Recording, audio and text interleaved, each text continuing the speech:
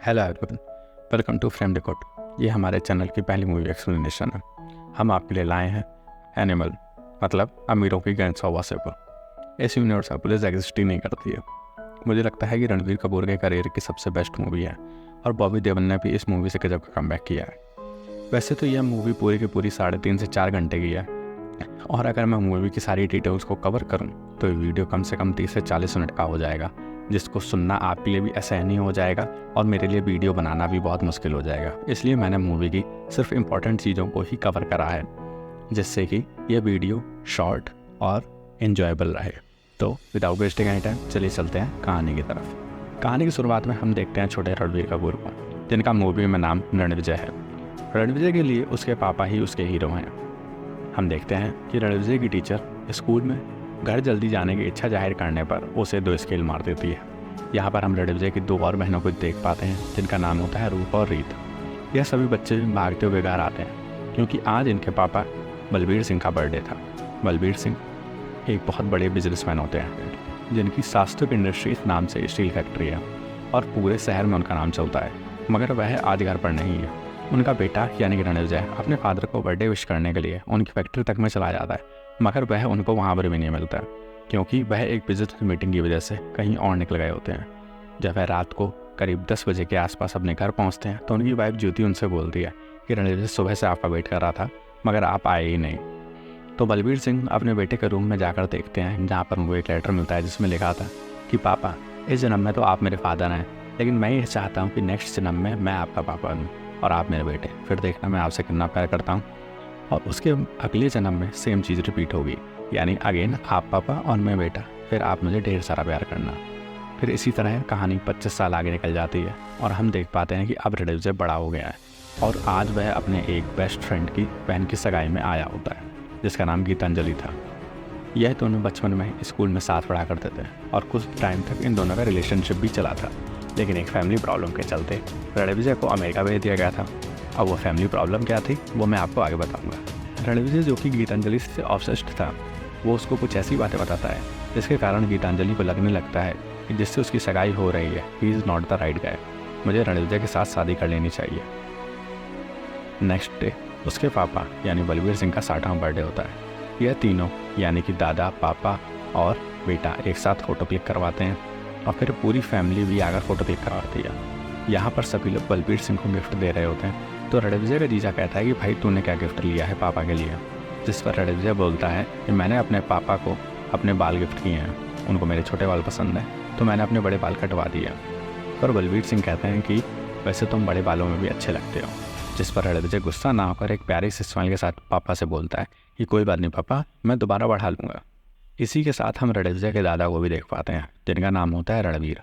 इनके 2 और भाई होते हैं, जिसमें से एक का नाम होता है दलवीर और दूसरे का नाम होता है अकरम, क्योंकि उसने अमेरिका जाकर के अपना धर्म चेंज कर लिया था और वह मुसलमान बन गया था। इसी पार्टी में शहर के बड़े बड़े नेता लोग भी आए थे।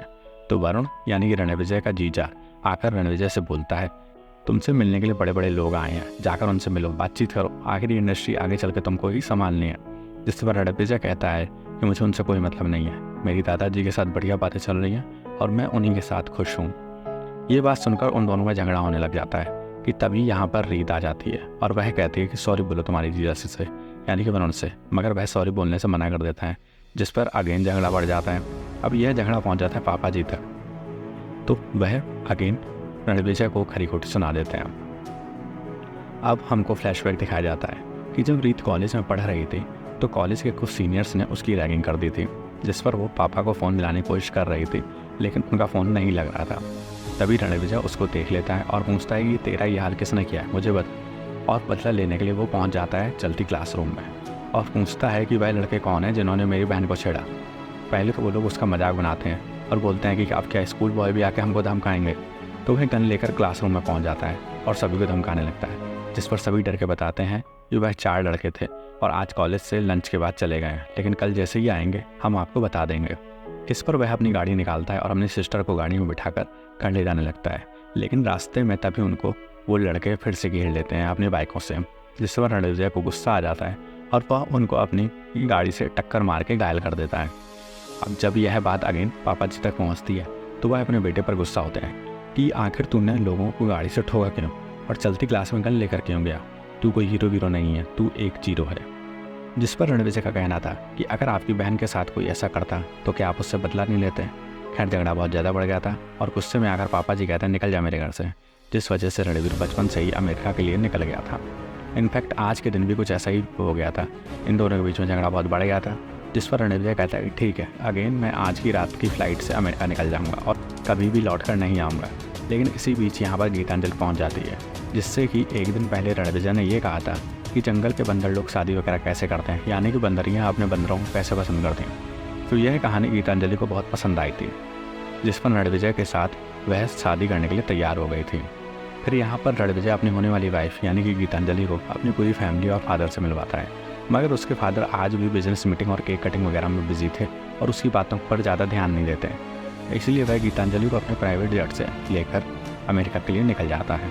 नेक्स्ट डे ये लोग हिमाचल में रुकते हैं, जहाँ पर ये लोग हिंदी रीति रिवाजों से शादी करते हैं। इसके बाद यहाँ से कहानी सीधा 8 साल आगे बढ़ती है और हम देख पाते हैं कि एनिमल को, जिसके मन में गुस्सा भरा है और वो अपने बहुत सारे बॉडीगार्ड्स के साथ एक कंपनी में पहुँचता है और पहुँचते ही वरुण को जान से मार देता है। इस हॉल में काफ़ी सारे लोग बैठे थे, इसमें से एक आदमी था असरार उल्लाक, जो सारे कांड को देख रहा था मगर कुछ नहीं कर पाता, मगर उसके मन में कुछ तो चल रहा था। उसके दिमाग में क्या चल रहा था वह मैं आपको आगे बताऊंगा। इसके बाद हम रणविजय को अपनी पूरी टीम के साथ देखते हैं। जो बॉडीगार्ड्स वो लेकर के आया था वो एक्चुअली में उसके कजन भाई थे। अब जब गीतांजलि को यह बात मालूम चलती है कि रणविजय ने आज एक मर्डर किया है और मैं एक क्रिमिनल के साथ रह रही हूँ, तो वह अपने बच्चों को वापस से अमेरिका ले जाना चाहते थे, पर रणविजय उसको समझाता है कि उसने ऐसा क्यों किया। एक्चुअली एक दिन बलबीर सिंह गोल्फ कोर्स में गोल्फ खेल रहे थे, तभी उनके ऊपर हमला होता है और उनको 2 गोलियां लगती हैं, मगर यह नहीं पता चल पाता कि यह हमला किसने करवाया है। यह खबर रणविजय तक भी पहुंचती है, तो वह 8 साल के बाद मैं अपनी फैमिली को देखने के लिए यहाँ पर आता है। तो बलबीर सिंह का कहना था कि जब मुझे पहली गोली लगी तो मुझे सिर्फ तुम्हारा ही ख्याल आया, क्योंकि मैं जानता था कि मैंने अभी तक तुम्हारे साथ जो भी किया है वह गलत किया है, मुझे ऐसा नहीं करना चाहिए था। इसी बीच रणविजय की मुलाकात मिश्रा अंकल से होती है, जो कि बलबीर सिंह के बहुत अच्छे दोस्त थे। वह बताते हैं कि यह पहली बार नहीं है जब बलबीर सिंह के ऊपर जानलेवा हमला हुआ है, इससे पहले भी हमले हुए, लेकिन अब की बार ये कुछ ज़्यादा ही हो गया है और यह रुकने का नाम नहीं ले रहा और वर्करों ने भी अपने मालिक की चिंता में काम करना बंद कर दिया। फिर रणविजय कंपनी में पहुंचता है, यानी कि शास्त्रिक स्टील फैक्ट्री में, और सभी लोगों को विश्वास दिलाता है कि पापा पूरी तरह से ठीक हैं और 3 महीनों में पूरी तरह से रिकवर होकर हम लोगों के बीच में काम करेंगे।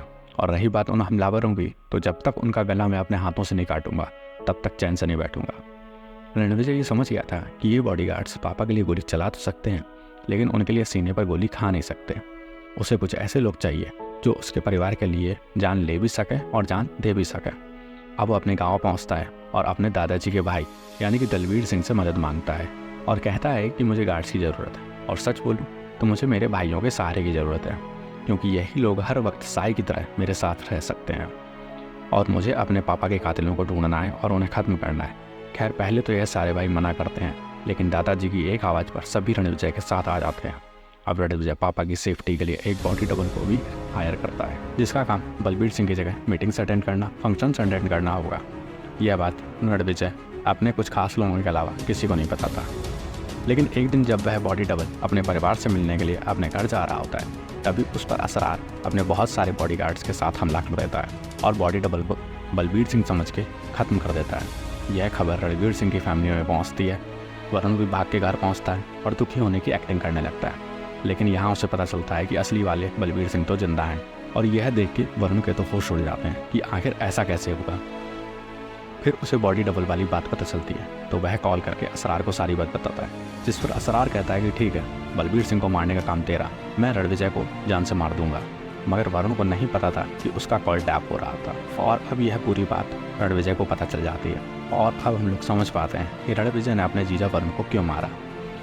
रणविजय असरार से निपटने के लिए एक बड़ी सी गन बनवाने का भी ऑर्डर देता है, जिसका कॉन्सेप्ट उसी का था। अब असरार कौन है? वह है एक मल्टीबिलियनियर कंपनी का मालिक, जो कि शास्त्री को अपने अंडर कर लेना चाहता है और अपने बिजनेस को और एक्सपेंड करना चाहता है। उसके पास अपनी खुद की एक छोटी सी ट्रेंड आर्मी है।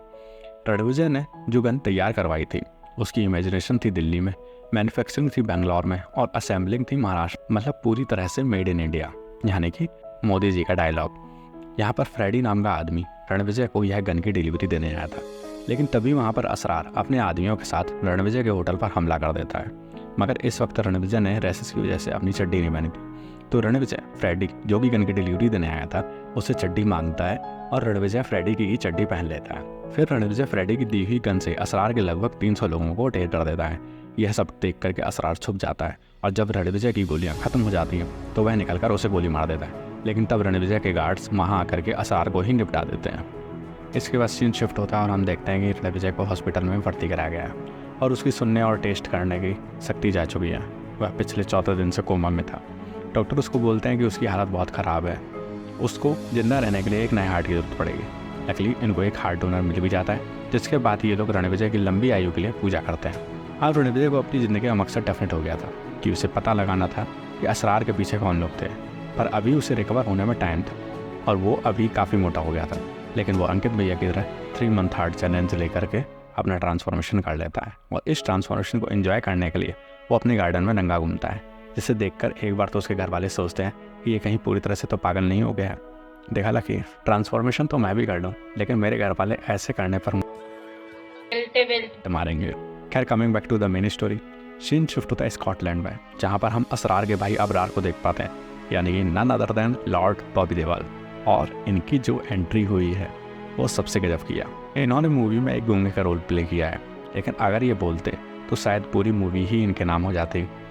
ये मूवी में हमेशा से गूंगे नहीं थे, बचपन में इनकी माँ की डेथ के बाद से इन्होंने बोलना छोड़ दिया था। इनका भाई आबिदुल हक इनकी बातों को ट्रांसलेट करके सबको समझाता था।